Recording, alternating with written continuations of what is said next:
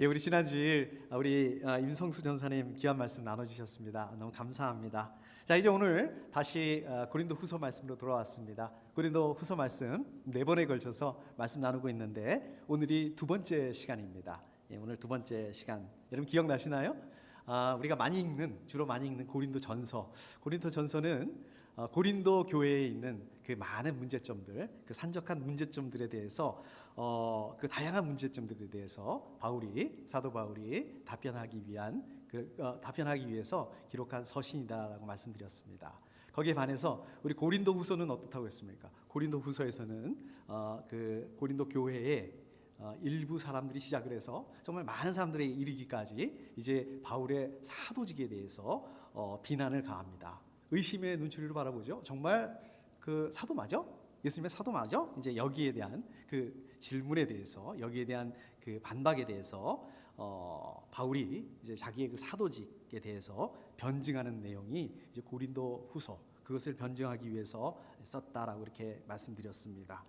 그래서 고린도 후서는요, 바울을 비난하는 또 바울을 적대시하는 그러한 적대자들, 그것에 대한 그 변증이 이제 대결이 출발점이 됩니다. 근데 그냥 그 변증에서 끝나는 것이 아니라 이제 거기서 시작을 해서 고린도 교회 성도들에게 오해를 풀어주고 잘못된 부분들에 대해서 이야기를 해주고 또 더 나아가서 그 우리 고린도 교회 성도들에게 믿음을 강하게 하고자 하는 그러한 그 바울의 마음, 목회자로서의 그런 마음과 또 동기, 이런 것들을 볼 수 있는 서신이기도 합니다. 고린도 후서 좀 어려운데, 좀 어렵죠. 어려운데 그래서 좀 읽기 힘든데 이렇게 생각하지 마시고 이번 기회에 한번 또 읽어보시면 너무 좋고 또 은혜가 될 것 같습니다. 자, 그래서 이 고린도 후서 이렇게 1장 1절부터 맨 앞에 부분부터 오늘 말씀 바로 직전 2장 13절까지, 여기는 이제 편지니까요. 우리도 편지를 보내면 그렇지 않습니까? 앞에 인사말 쓰잖아요.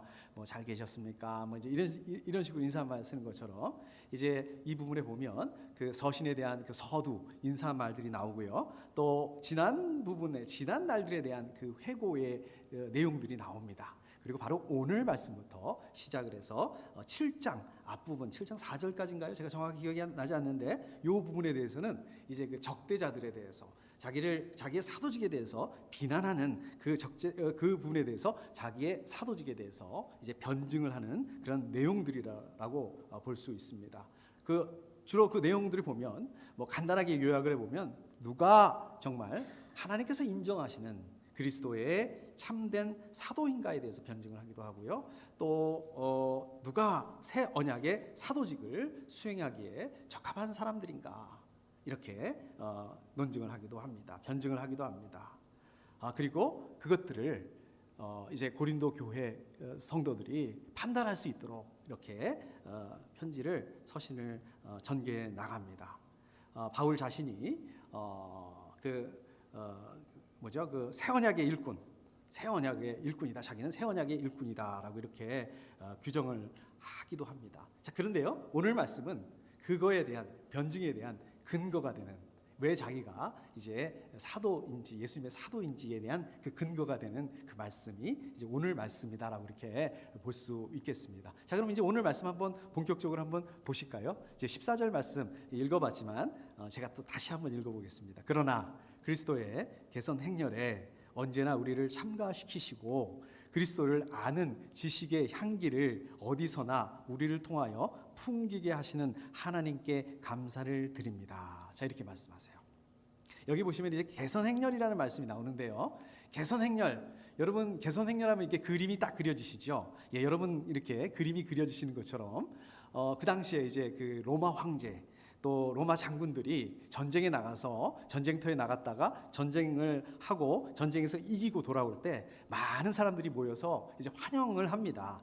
그래서 그 황제나 장군들이 이렇게 개선 행진을 하고 사람들이 환영하고 이제 그거를 말하는 거죠.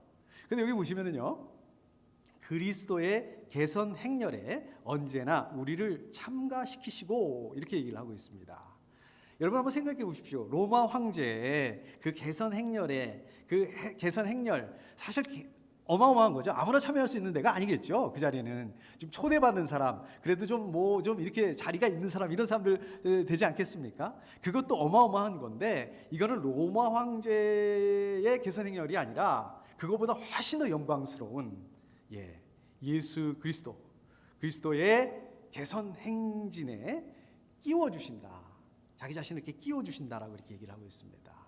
여러분 어떻습니까? 우리 바울의 삶에 대해서 잘 아시는 것처럼 바울은 승리의 주님 되시는 그 예수님과 함께하는 그 승리의 행진이 언제 시작을 합니까? 이제 보면 다마스쿠스로, 우리 사도행전을 보면 나오죠. 사도행전 9장에 보면 다마스쿠스로 그 그리스도인들을 잡으러 가다가 그 길에서 예수님을 만나고 예수님을 영접을 하고 그게 시작이 돼서 이제 그 바울의 모든 일생을 마치고 순교하는 그때까지 이렇게 계속이 되어 있습니다. 자, 그거를 이제 그리스도의 개선 행렬에 참가시켜 주셨다라고 이렇게 얘기를 하는데, 여러분 어떻습니까?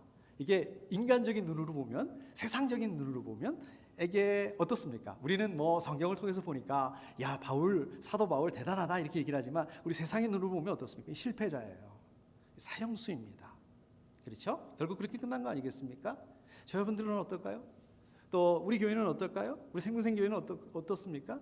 이게 세상의 눈으로 보면 그냥 뭐 보잘것없는 그러한 일 수도 있습니다. 그러나 그리스도의 개선 행렬에 참가시켜 주셨다라고 말씀하고 있습니다. 여기서 중요한 게 있습니다.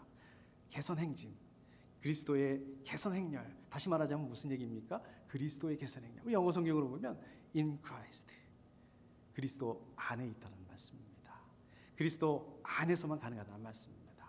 자, 그렇기 때문에 우리 모든 그리스도인들, 그리스도 안에 있을 때, 그리스도 안에 있을 때만, 그리스도 안에 있지 않는다면 정말 승리자로서 하나님 앞에 설 수 없다.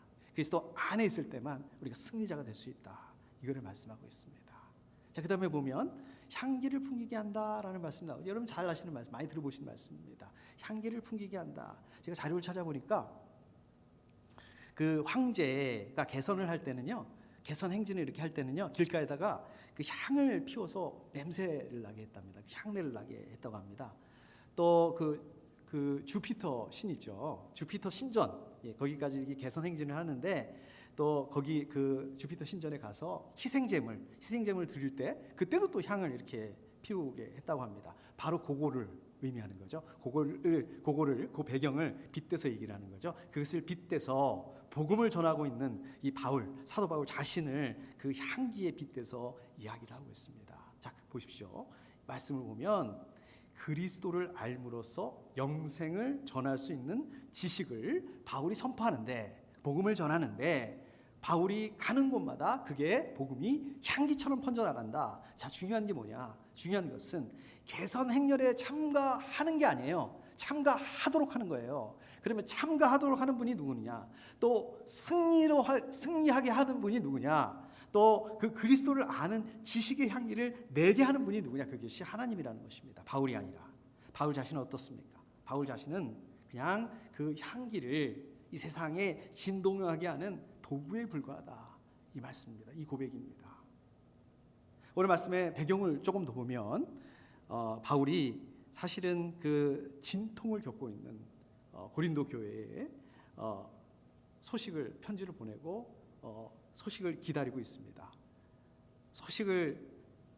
누가 소식을 가져오냐면, 이제 여러분 아시죠? 디도라는 사람이 디도가 소식을 가져오기로 했는데, 기다려도 디도가 오지 않습니다. 기다리다가 드로아라는 곳에서 이제 기다리다가 이게 안 되겠거든요. 그래서 이제 아예 마케도니아로 갑니다. 디도를 만나기 위해서, 소식을 가져오는 디도를 만나기 위해서 마케도니아로 갑니다. 그래 어땠을까요? 그 소식을 기다리다가 듣기 위해서 가는 마음이 어땠을까요? 제 생각에 이제 불안했을 것 같아요. 초조하고 또 무기력감이 들었을지도 모르겠어요. 저 같았으면, 그런 상황이라면 좀 이렇게 한탄하고 그랬을 것 같은데, 보면 한탄하지 않습니다. 뭐라고 말씀하고 있냐? 반대로, 그러나 그리스도의 개선 행렬에 언제나 우리를 참가시키시고 이렇게 얘기하고 있습니다. 항상 우리를 그리스도 안에서 이기도록 하신다 선포하고 있는 거예요. 지금 상황을 보면 이거 뭐 이기는 상황이 아니에요. 굉장히 어려운 상황인데 오히려 반대로 선포하고 있어요. 이기게 해주신다. 이겼다. 여러분 한번 생각해 보십시오. 열심히 일을 했어요. 사역을 하든 비즈니스 하든 열심히 일을 했습니다. 그런데 그 결과가 좋으면 좋겠는데 결과가 좋지 못했어요. 그런데 바울은 뭐라고 얘기하고 있습니까? 이겼다. 항상 이겼다. 이렇게 고백을 하고 있습니다. 자, 이게 바울뿐만 아니라 저 여러분들에게도 적용되는 말씀입니다. 왜 우리는 실패했음에도 불구하고 항상 이겼다라고 얘기를 해야 될까요? 왜 우리는 이겼다라고 얘기를 해야 될까요? 바울은 왜 그렇게 얘기를 했고 또 우리도 왜 그렇게 해야 될까요? 예수님 약속하셨기 때문에 그렇습니다. 요한복음 16장 33절에 이렇게 말씀하십니다. 내가 이것을 너희에게 말한 것은 너희가 내 안에서 평화를 얻게 하려는 것이다. 저 여러분들이 그리스도 안에 있다면 in Christ 그리스도 안에 있다면 평화를 누릴 수 있다라고 말씀하고 있습니다. 저 여러분들이 하는 일이 실패했어요. 때로는 이렇게 되면 안 되겠지만 망했어요. 상황이 나빠졌습니다. 또 저 여러분들이 굉장히 무기력한 그런 상황이 그렇게 될 수밖에 없는 그런 상황이 됐습니다. 그러나 그거와 관계없이 저 여러분들 그리스도 안에 있을 때 그리스도 안에 있는 저 여러분들은 평안이 있다라고 말씀하고 있습니다. 왜요? 예수 그리스도께서 근거를 주십니다. 맞아 읽겠습니다. 너희는 세상에서 환난을 당할 것이다. 그러나 용기를 내어라. 내가 세상을 이겼다. 여기 보시면 뭐라고 말씀하고 있습니까? 너희는 세상에서 환난을 당할 것이다. 그냥 보면 삶에서 성공하고 잘 나가고 그런 것만 있다라고 말씀하지 않습니다. 환난을 당할 것이다. 환난이 어느 정도냐면 우리의 믿음이 흔들릴 수 있는 그럴 수 있는 그런 환난일 수도 있습니다. 실패도 있을 수 있습니다. 또 다른 사람 때문에 마음이 어려워질 수도 있습니다. 그렇지만 그 환난 가운데 저분들이 평안을 지킬 수 있다. 왜 그럴까요? 예수 그리스도 안에 있을 때 승리하신 예수 그리스도 안에 있기 때문에 그렇다는 말씀입니다. 자, 그렇기 때문에 그리스도 안에 있는 저 여러분들, 그리스도 안에 계시죠? 저 여러분들 그리스도 안에 있다라면 어떠한 상황 가운데서도 우리는 이겼다, 승리했다라고 그렇게 외칠 수 있어야 되는 것입니다. 이건 마인드 컨트롤이 아니에요. 이건 심리요법이 아닙니다. 하나님의 말씀에 근거를 두는 믿음의 고백입니다. 진리의 선포입니다. 그리스도 안에 있는 저 여러분들, 그리스도 안에 있는 우리들 승리가 보장된 그러한 삶을 사는 거다. 이것은 진리입니다, 여러분. 자, 그렇기 때문에 저 여러분들 어떤 상황 가운데 있을지라도 광풍을 만난 돛담배처럼 바람을 만난 돛담배 어떻습니까? 이리저리 흔들리고 두렵죠. 그러나 그렇게 살지 말아야 된다는 얘기입니다.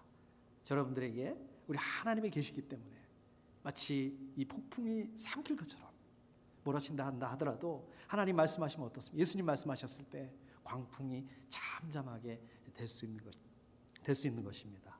저 여러분들 앞에 믿음의 승리가 있다는 사실, 이거를 기억하실 수 있으시기를 축복합니다. 자, 그 다음에 14절에 제가 다시 한번 이 뒷부분만 한번 읽어보겠습니다. 그리스도를 아는 지식의 향기를 어디에서나 우리를 통하여 풍기게 하시는 하나님께 감사를 드립니다. 자, 여러분 여기 잘 보십시오. 여기 잘 보시면 이 모든 일의 주체가 누구라는 거예요? 주관자, 삶의 주관자 바울이 아니라 자기가 하는 것이 아니라 주체가 하나님이라고 고백합니다. 마음이 편치 않은 상태예요. 지금 바울이 마음이 편치 않은 상태예요. 영적으로도 굉장히 어려운 그런 상황입니다. 그러나 하나님을 원망하지 않아요. 하나님께서 이기시게 하실 것이다. 저 여러분들 어떻습니까? 저 여러분들 이렇게 하실 수 있나요? 쉽지 않습니다. 물론 이렇게 해야 된다는 거 이거는 알죠. 지식적으로는 압니다. 머리로는 압니다. 교리적으로는 잘 압니다. 근데 이게 잘 안 됩니다. 이게 마음으로는 안 돼요. 근데 그렇다면 바울이 어떻게 이렇게 고백을 할 수 있었을까? 자, 바울이 이런 고백을 할 수 있는, 바울은 어떻게 이렇게 이런 고백을 할 수 있는 그 비결은 뭘까요, 여러분? 우리도 좀 그 비결을 알면 어렵지 않을 텐데. 예, 바로 하나님과 자기 자신과의 관계입니다. 하나님과 바울 자신과의 관계, 밀착된 관계, 정말 그 틈이 없는, 빈틈 없는 그러한 밀착된 관계, 그런 관계는 어떤 관계를 말하는 겁니까? 정말 순간순간 하나님의 뜻을 구하고 순간순간 하나님의 도움을 구하고 하나님의 뜻에 따라서 움직이는 그런 관계, 이것이 비결입니다. 만약에 바울이, 여러분 한번 생각해 보시죠. 그냥 자기 뜻대로 자기 마음대로 했어요. 자기 계획대로 사역을 했습니다. 그러다 어려운 상황을 만납니다. 어려운 상황을 만나고 실패하게 됩니다. 어떻게 되죠? 어떻게 해야 되는 거죠? 당연해요. 뭐가 잘못됐는지 잘못된 점들을 복기해보고 찾아보고 회개하고 그래야 됩니다. 근데 바울은 어떻습니까? 회개하지 않아요. 어려운 상황 가운데서 오히려 감사를 드립니다. 왜 그럴까요?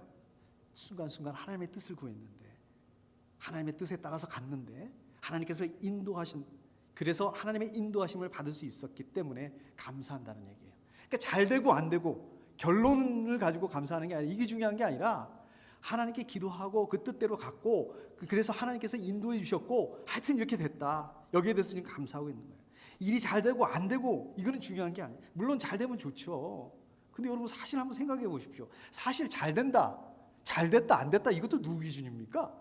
이게 내 기준 아니겠습니까? 내 기준에서 봤는데 이게 잘 된 거지, 이게 다른 사람 기준에서 보면 또 그게 그렇지 않을 수 있거든요. 하나님이 아니라 지금 내 입장에서 잘 됐다라고 얘기하는 거거든요. 저도 잘 되면 좋겠어요. 여러분 잘 되시면 좋겠습니다. 여러분 잘 되시기를 좀 축복합니다. 저도 그렇게 기도합니다. 그런데요, 중요한 거는 그게 아니다. 하나님의 뜻을 구했는데 그때마다 하나님 인도하셨다, 그래서 감사하다. 이게 바로 저와 여러분들의 고백이 될 수 있으면 좋겠습니다. 여러분, 성숙이 뭘까요? 우리 그런 얘기 많이 해요. 저 사람은 정말 성숙한 사람이야. 나이는 젊은데 굉장히 성숙해. 이렇게 얘기를 하죠.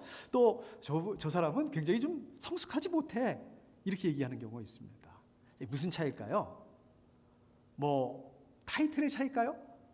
우리 목사님들, 또 우리 집사님들 성숙하고 이렇게, 목사님들 되면 성숙하고, 우리 집사님들 성숙하시고, 목사님들 중에서도 성숙하지 않은 그런 분들 계세요. 많이 계시잖아요. 뉴스 보더라도 그렇고. 사실 저부터도 성숙하지 못합니다. 이 결국 성숙은 뭡니까? 이게 하나님 앞에서 자신의 존재를 인정하는 거예요. 하나님 앞에서 얼마나 하나님만 의지하는가.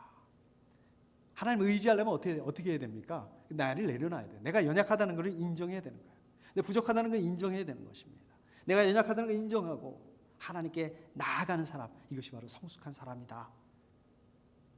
마음이 하나님께로 얼마나 향해 있느냐. 우리가 100% 하나님께 향할 수 없겠죠. 얼마나 하나님께 향하고 있는가. 이게 얼마만큼인가. 이게 성숙의 정도를 나타낸다라고 말씀할 수 있습니다. 내 자신의 무능함을 인정하고 하나님께 무릎 꿇는 사람, 자기 자신을 의지하던 것을 이제 버리고 하나님만 의지한 사람, 이것이 바로 성숙한 사람들입니다. 우리 생명사 가족들 이렇게 성숙해지실 수 있으시기를 축복합니다. 자, 14절 제가 다시 한번 뒷부분 보겠습니다. 그리스도를 아는 지식의 향기를 어디에서나 우리를 통하여 풍기게 하시는 하나님께 감사를 드립니다. 하나님께서 바울을 통해서 어디서나, 무슨 말씀이죠? 어디서나, 온 땅 가운데, 모든 민족 가운데 그리스도의 향기를 풍길 수 있기를 바라신다, 이 말씀입니다. 자, 그런데 이게 바울에게만 한정되는 게 아니라 저 여러분들에게도 저에게도 적용되는 말씀입니다. 하나님께서 저 여러분들의 그리스도의 향기를 풍길 수 있도록 세워주신 사람들이에요. 여러분들 그런 분이십니다. 저 여러분들이 있는 곳에서 그리스도의 향기를 풍길 수 있도록 그렇게 세워주셨어요. 자, 그러면 어떻게 해야 될까요? 저 사람 성공한 사람이야. 저 사람 자녀들이 참 잘 됐어요. 저 사람 굉장히 똑똑한 분이에요. 당연히 이런 평가를 받으면 좋습니다. 이런 평가를 받는 거 중요하죠. 여러분들 그 고지론이라고 들어보셨죠? 고지론이라는 게 뭐냐면 이제 고지에 올라서야 된다는 거예요. 그러니까 우리 그리스도인들이 좀 이렇게 높은 자리에 올라가야 된다. 세상에서 성공해야 된다. 그래야 우리 그리스도인들을 보고, 그러한 것들을 보고 선한 영향력을 미쳐서 하나님 믿지 않는 사람들이 우리 그리스도인들을 보고 하나님을 믿게 된다. 이제 이런 논리입니다. 근데 어떻습니까? 최근이라고 말하기 좀 그렇지만 최근 20년 이렇게 보면, 20, 30년 이렇게 보면 우리 한국에서 이 장로 대통령이 두 분이나 나오셨어요. 장로님 대통령이 두 분이나 나오셨는데도 어떻습니까? 그런 고지론이 말하는 것처럼 그런 영향력을 줬습니까? 선한 영향력을 줬습니까? 오히려 교회가 훨씬 더 그 사이에 더 많이 욕을 먹지 않았습니까? 더 많은 사람들이 하나님을 떠나지 않았습니까? 자, 그래서 그런 평가를 받는 거 중요합니다. 그런데 더 중요한 게 있다는 거예요. 그게 뭘까요? 아, 저 사람을 통해서 예수님을 만났다. 이런 평가. 여러분들이 만나는 사람들 어떨까요? 굉장히 오랜 기간 동안에 알고 만나는 그런 분들도 있습니다. 또 잠깐 만난 게 전부인 분들도 있습니다. 여러분들 만나는 사람들이 여러분들을 통해서 그리스도의 향기를 느낄 수 있어야 된다. 이게 중요하다는 말씀입니다. 하나님의 말씀을 줄줄 외우고 그러면 좋겠죠. 그러면 그래야만 그리스도의 향기를 느낄 수 있을까요? 하나님의 말씀 막 툭툭 찌르면 하나님의 말씀 툭툭툭 튀어나오고 그러면 좋겠죠. 더 중요한 게 있습니다. 그게 뭡니까? 바로 저겁니다. 말씀을 붙잡고 말씀대로 살려고 노력할 때, 이때 우리가 그리스도의 향기를 발할 수 있다는 것입니다. 물론 우리가 아무리 노력을 해도요, 완벽할 수가 없습니다. 저도 마찬가지입니다. 저도 너무 부족합니다. 그런데 최소한 하나님의 말씀대로 살아보겠다. 에이, 그거는 미련한 짓이에요. 그렇게 하면은 망해요. 그런데 하나님의 말씀이 이러하니 내가 하나님의 말씀대로 한번 순종해 보겠다 결단하는 거예요. 제가 한국에서 직장 생활을 할 때였는데요. 그때 제가 조금 이렇게 한 3년 차, 4년 차, 대리 과장 아마 이렇게 됐을 때였던 것 같습니다. 신입 직원이 들어왔어요. 아이고, 참 모처럼 젊은 친구가 들어왔는데 믿음이 좋은 사람이더라고요. 얘기를 하다 보니까 굉장히 믿음이 좋은 사람이었습니다. 이 직원이 몇 달이 지났어요. 이 신입 직원이 몇 달이 지났는데 이게 이제 소문이 빠르잖아요. 막 이제 그 평가를 해요. 주변 사람들 이렇게 얘기를 들리는데 이 신입 직원이 일을 못한다는 그런 평가를 듣게 되었습니다. 거기다가 더 문제는 일 못하는 것도 문제인데 더 문제는 이기적이라는 거예요. 자기밖에 모른다는 거예요. 이런 평가를 듣게 됐어요. 수요일 저녁에 정말 바빠요. 직장 생활을 하다 보면, 한국에서 직장 생활을 하다 보면 정말 바쁘거든요. 다 열심히 바쁘게 일하는데 그냥 다들 정신없는데 수요일 날 교회 수요 예배 드리러 가야 돼요. 물론 중요하죠. 혼자 딱 퇴근해 버리는 거예요. 그리스도인인데 우리 주변 사람들에게 성실하지 못하다 이런 평가를 듣는다면, 우리 주변 사람들에게 우리 그 삶 때문에 따가운 시선을 받는다면, 물론 우리가 항상 좋은 평가를 받을 수는 없습니다. 또 모든 사람에게 전부 다 좋은 평가를 받을 수는 없습니다. 우리 완벽하지 않으니까. 그렇지만은 이거는 지금 뭔가 잘못됐다는 얘기입니다. 이건 지금 뭔가 잘못 가고 있다는 사인입니다. 이거는 그리스도의 향기를 풍기는 그런 삶은 아닙니다. 오히려 제가 보기에는 이거는 악취를 풍기는 그러한 삶이라고 볼 수 있습니다. 그리스도의 향기를 풍기는 저 여러분들 되실 수 있으시기를 축복합니다. 15절 말씀 한번 보겠습니다. 우리는 구원을 얻는 사람들 가운데서나 멸망을 당하는 사람들 가운데서나 하나님께 바치는 그리스도의 향기입니다. 바울은 자기 자신을 그리스도의 향기라라고 이렇게 고백을 해요. 바울이 자기 자신을 하나님께 바쳐지는 그런 향기나는 번제물과 같은 그런 존재라라고 이렇게 고백을 하고 있습니다. 그리스도의 향기, 원어적인 의미를 보면은요, 그 향기가 그리스도로부터 나온다. from Christ.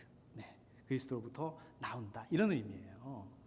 사람들의 눈으로 보기는 어떻습니까? 우리 하나님도 안 보이고 예수님도 안 보이니까 사람들의 눈으로 보면 이 복음을 전하는 것은, 복음을 전하는 주체가 바울처럼 보이지만 그 복음의 주체, 복음을 전하는 주체, 복음의 출처는 예수님이다. 예수님으로부터 나오는 것이다. 향기, 희생제사를 가리키는 그 말씀이에요. 우리 희생제사, 우리 구약에 보면 번제를 드리잖아요. 그 번제를 드릴 때 하나님께 올라가는 향기로운 냄새, 원어적인 의미를 보면 그거를 말하는 것입니다. 저 여러분들은 번제를, 저도 직접 본 적이 없습니다. 직접 본 적이 없으니까 상상이 잘 안 가시죠. 근데 여러분 그런 경험 많으실 거예요. 우리 한국에 있을 때 고깃집에 들어간단 말이에요. 고깃집에 들어가면 우리 한국에서는 뭘로 구워줍니까? 막 숯불에 구워줘요. 고깃집 숯불 고기를 이렇게 구워 먹으면 어떻습니까? 그 고깃집에 들어갔다가 나오면은 뭐 고기를 먹든 먹지 않든 많이 먹든 조금 먹든 옷에 그냥 온통 고기 냄새가 배해가지고 고기 냄새가 나죠. 딴 사람들한테 막 신뢰가 될 정도로 나죠. 고깃집에 갔다 왔는데, 고깃집에 들어갔다가 나왔는데, 고기를 먹고 나왔는데 고기 냄새가 나지 않는다. 이거는 불가능한 일이에요. 자, 마찬가지로 생각해 보십시오. 저 여러분들, 우리 그리스도인들이 있는 곳에 그리스도의 향기가 있기 마련입니다. 저 여러분들, 우리 그리스도인이 있는데도 불구하고 그리스도의 향기가 없다, 향기가 나지 않는다, 불가능한 일이에요. 이거는 뭔가 잘못됐다는 얘기입니다. 향기가 공기 중에 퍼져나가죠. 그래서 사람들에게 그 주의를 집중시키면 저 사람 고기 먹었나 봐, 이제 이렇게. 그것처럼 저 여러분들, 우리 그리스도인들, 우리 주변에 둘러싼 환경을 본질적으로 바꾸는, 변화시키는. 그래서 어떻습니까? 어떤 사람들 쫓아버려요. 우리 때문에. 아유, 그 예수쟁이들 도망갑니다. 또 그런가 하면 어떻습니까? 매력에 이끌리게 만들기도 합니다. 매력에 이끌리는 사람들, 자기도 모르게 어떻게 된다고요? 내적인 변화를 경험하게 된다. 누구 때문에? 여러분들 때문에. 그리스도의 향기, 하나님께 바치는 희생제물의 향기로운 냄새. 자, 이 말씀은 예수 그리스도께서 하나님에게 바쳐진 희생제물이 되신 것처럼 예수님을 따르는 저 여러분들, 우리 그리스도인들 마찬가지로 하나님께 바쳐지게 된, 하나님께서 기뻐 받으시는 희생제물이 되셔야 된다. 이 사실을 기억하실 수 있어야 됩니다. 16절입니다. 멸망을 당하는 사람들에게는 죽음에 이르게 하는 죽음의 냄새가 되고, 구원을 얻는 사람들에게는 생명에 이르게 하는 생명의 향기가 됩니다. 복음의 향기는 둘 중에 하나입니다. 죽음 아니면 생명이다. 복음을 받아들이지 않는다? 결과가 뭡니까? 죽음이라는 거예요. 복음을 받아들인다? 결과가 뭡니까? 생명이라는 거예요. 바울의 메시지, 어떤 사람에게는 죽음의 악취가 됩니다. 근데 어떤 사람에게는 생명의 향기가 된다는 말씀입니다. 아까도 말씀드렸던 것처럼 로마 황제가 개선을 해요. 로마 장군들이 개선을 합니다. 그래서 신전에 그래서 그 향기를 낸다고 그랬죠. 향을 피운다고 그랬죠. 향내를 내요. 또 신전에서 향내를 내요. 자, 승리자에게는 이것이 무슨 의미입니까? 승리의 기쁨이 됩니다. 그런데 패배자에게는 절망, 죽음을 뜻하게 되는 것입니다.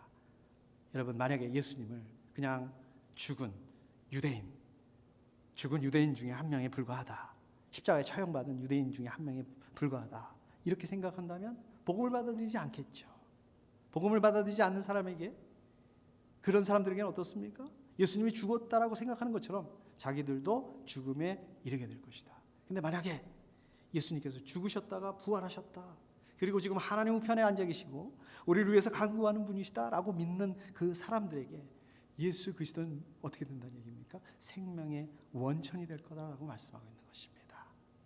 여러분, 사망의 문제를 해결할 수 있을까요? 우리 사람들이 해결할 수 없는 거, 아직도 해결할 수 없는 거, 사망의 문제입니다. 사망의 문제를 해결할 수 있는 거 한 가지밖에 없습니다. 오늘 말씀에 보면 사망과 생명을 갈라지게 하는 거 뭐예요? 냄새예요. 향기입니다. 자, 그렇다면 냄새, 향기 뭘까요? 예수 그리스도이십니다. 다시 말씀드리면 예수님께 대해서 어떻게 하는가, 거기에 대해서 사망과 생명이 갈라지게 되는 것입니다. 예수님을 믿고 영접하는 사람, 생명이다. 그러나 예수님을 믿지 않고 거절하는 사람, 사망이 임하게 될 거라는 말씀입니다. 요한복음 3장 18절에 이렇게 말씀하시죠. 아들을 믿는 사람은 심판을 받지 않는다. 그러나 믿지 않는 사람은 이미 심판을 받았다. 그것은 하나님의 독생자의 이름을 믿지 않았기 때문이다. 예수님을 믿고 순종하면 영생이 있습니다. 그러나 예수님을 믿지 않고 순종하지 않는다면 심판이 있다라고 말씀하고 있어요. 여러분, 너무 잘 하시는 말씀이에요. 너무 많이 듣던 말씀입니다. 근데 실제로 어떻습니까? 우리 실제로 살면서 어떻습니까? 예수님, 하나님 얼마나 생각하고 얼마나 묵상하십니까? 예수님, 하나님보다 다른 것들에 더 가치를 두고 더 따라가는 경우가 많지 않습니까? 돈, 명예, 학벌, 요즘에 외모가 그렇게 중요하다며? 사도행전 4장 12절 말씀, 이 예수밖에는 다른 아무에게도 구원은 없습니다.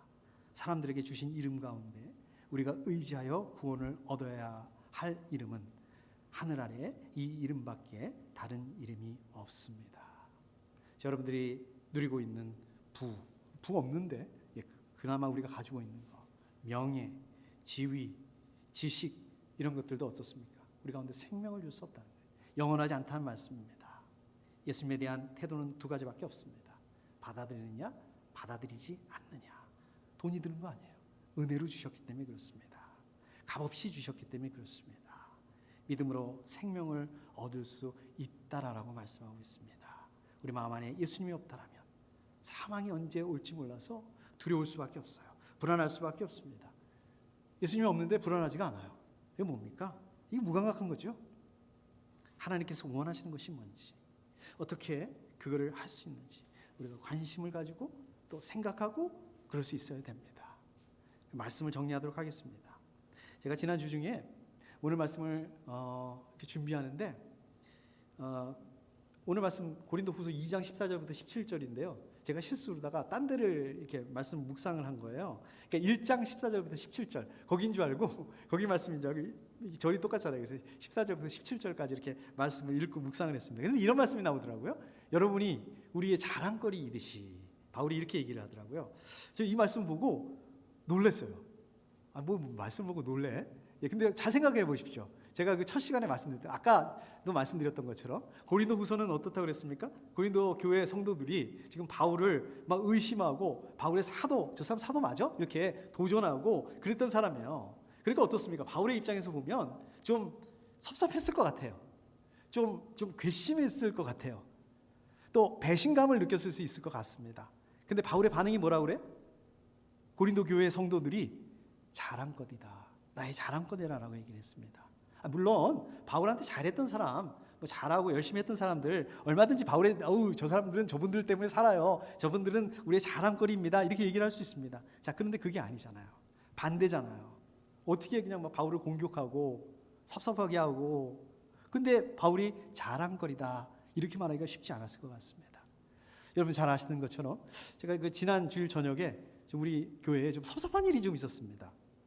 굉장히 저도 좀 당황스러웠는데 우리 집사님들 아시면 섭섭하실 것 같아가지고 제가 말도 못하고 그냥 끙끙거리고 있었어요. 근데 전화를 먼저 이렇게 주시더라고요. 저한테 전화를 주셔서 말씀하시는데 내용을 보니까 다들 전화를 하셔서 저를 위로하시는 거예요. 너무 저기 하지 마라. 상처받지 마라.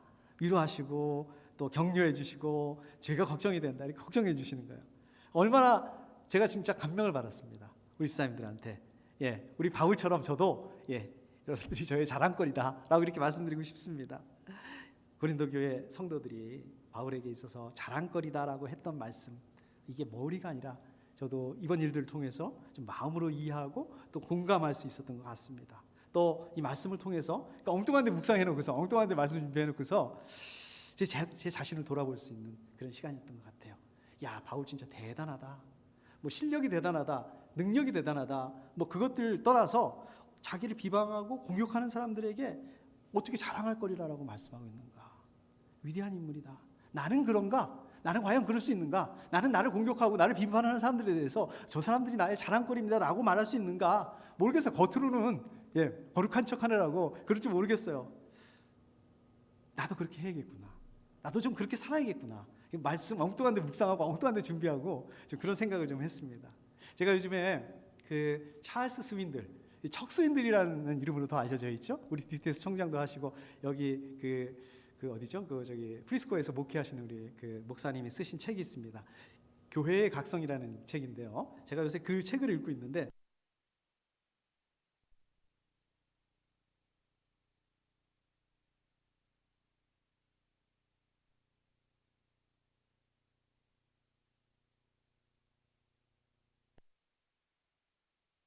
해드리도록 하겠습니다. 제가 그 내용을 한번 읽어볼 테니까 잘 들어보십시오. 제가 너무 길어가지고 파워포인트를 안 만들었습니다. 자, 들어보십시오. 몇 년 전에 아틀란타에 살고 있을 때 전화번호부에 식당 이름들이 쭉 나열되어 있는 곳에서 하나님의 교회 그릴이라는 상호가 눈에 들어왔다. 그 독특한 이름에 호기심이 발동하여 전화를 걸어보았다. 중간 생략했습니다. 어떻게 그렇게 독특한 이름을 붙이게 됐는지 물어보았다. 그러자 그가 대답했다. 처음에 우리는 이곳에서 작은 교회를 했어요. 그리고 생활비를 벌기 위해 주일날 예배가 끝난 후에 저녁 식사로 치킨을 팔기 시작했지요. 그런데 사람들이 그 치킨을 매우 좋아했어요. 사업이 잘 되었고 우리는 교회 사역을 줄이게 되었어요. 그러다 얼마 후에는 교회 문을 아예 닫았고 치킨은 계속 판매했죠. 처음 시작했을 때 이름을 그대로 갖고 있어서 상호명이 하나님의 교회 그릴이지요. 네, 이 내용입니다.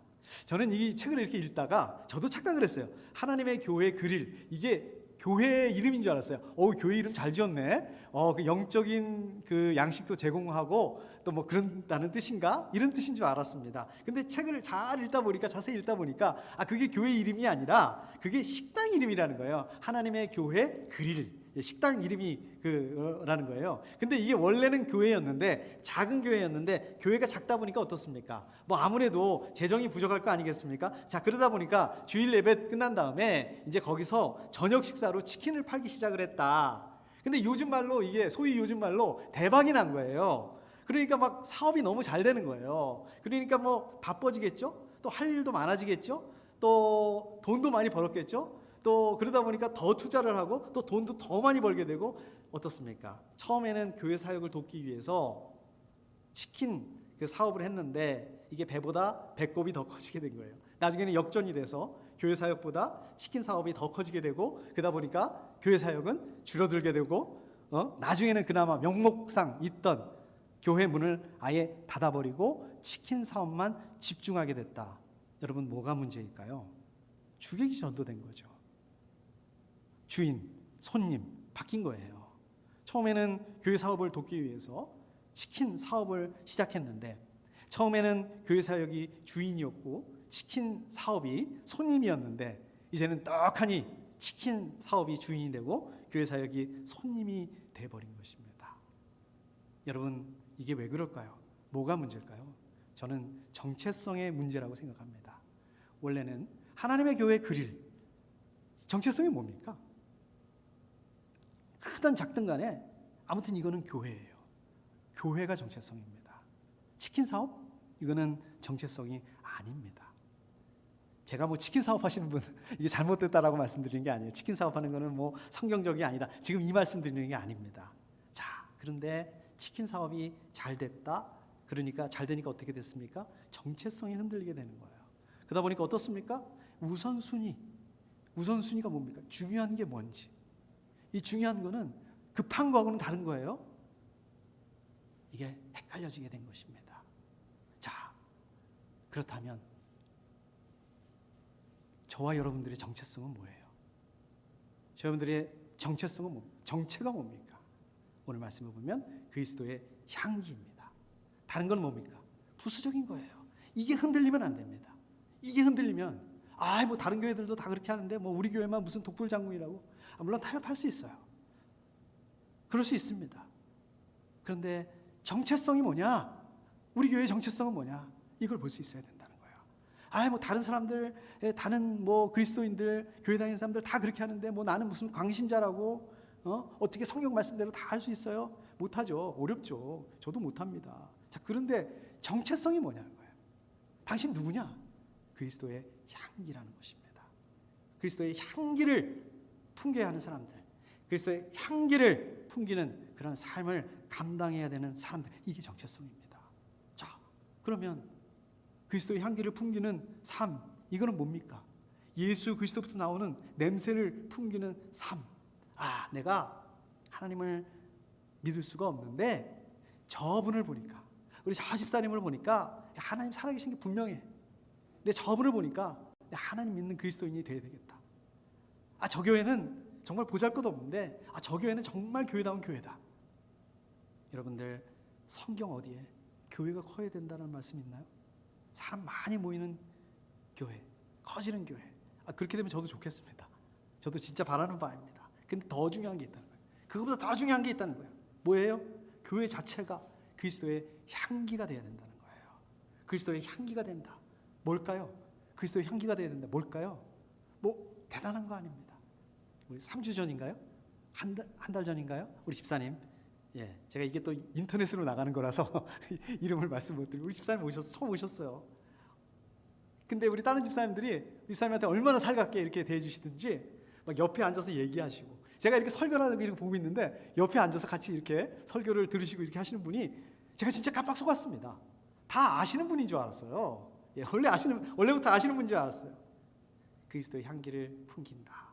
뭐 너무 대단한 일, 뭐 아무나 할 수 없는 일, 그렇게 보일 수도 있습니다. 근데요, 저 여러분들의 눈높이에서, 여러분들이 지금 가지고 있는 그 상황 가운데서 보고 저희가 기도해 보면 이게 별게 아닐 수도 있습니다.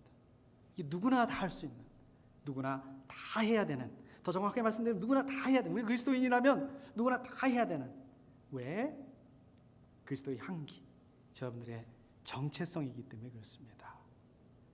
여러분들의 평생의 삶을 통해서, 또 우리 생명생 교회를 통해서 그리스도의 향기를 풍기실 수 있으시기를 축복합니다. 특별히 이제 한 주간 시작이 됐잖아요. 이번 한 주 동안 그리스도의 향기를 저 여러분들의 삶의 현장 가운데서, 가정 가운데서 그리스도의 향기를 풍기실 수 있으시기를 축복합니다. 함께 기도하겠습니다.